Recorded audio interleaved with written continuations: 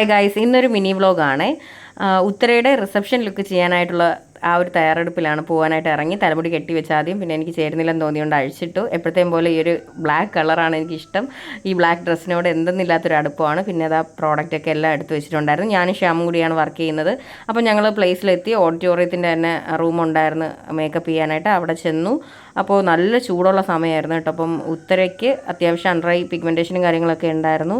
അപ്പോൾ ഉത്തര ആവശ്യപ്പെട്ടതുപോലെ ഒരു minimal look തന്നെയാണ് ചെയ്യാൻ ഞാൻ ശ്രമിച്ചത്. അപ്പോൾ മേക്കപ്പൊക്കെ കഴിഞ്ഞു, ഹെയർ റെഡിയാക്കുകയാണ് ശ്യാം.